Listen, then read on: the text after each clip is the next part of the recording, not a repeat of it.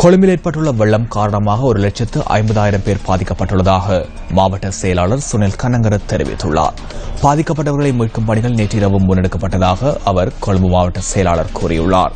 கொலனாவ, கடவலை மற்றும் கொழும்பு ஆகிய பிரதேச செயலாளர் பிரிவுகளைச் சேர்ந்தவர்களை வெள்ளத்தால் பாதிக்கப்பட்டுள்ளதாகவும் அவர் தெரிவித்துள்ளார். வெள்ளத்தில் சிக்கொண்டவர்களை மீட்கும் பணிகள் கடற்படையினரின் உதவியுடன் மேற்கொள்ளப்படுவதாகவும் தெரிவித்துள்ளார். மேலும் மீனவ படகுகளும் மீட்புப் பணிகளில் ஈடுபடுத்தப்பட்டுள்ளதாகவும் கொழும்பு மாவட்ட செயலாளர் தெரிவித்தார். களனியாறு பெருக்கெடுத்துள்ளமை காரணமாக அதனை அண்மித்த பகுதிகளில் வெள்ளப்பெருக்கு ஏற்பட்டுள்ளது. தற்போது ஆற்றின் நீர்மட்டம் அதிகரித்து வருவதாக இடர் முகாமைத்துவ நிலையம் குறிப்பிட்டுள்ளது. இதேவேளை வெள்ளத்தால் பாதிக்கப்பட்டவர்கள் 101 தற்காலிக இடைத்தங்கல் முகாம்களில் தங்க வைக்கப்பட்டுள்ளனர். சுமார் 1,01,150 பேர் வரை தற்காலிக முகாம்களில் தங்க வைக்கப்பட்டுள்ளதாகவும் கொழும்பு மாவட்ட செயலாளர் சுனில் கனகர தெரிவித்துள்ளார். இதேவேளை வெள்ளப்பெருக்கினால் 1,22,032 பேர் கம்பஹா மாவட்டத்தில் பாதிப்படைந்துள்ளதாக மாவட்ட செயலாளர் சுனில் ஜெயலால் தெரிவித்துள்ளார். கம்பஹா மாவட்டத்தில் 5 பேர் உயிரிழந்துள்ளதாகவும் அவர் மேலும் குறிப்பிட்டார்.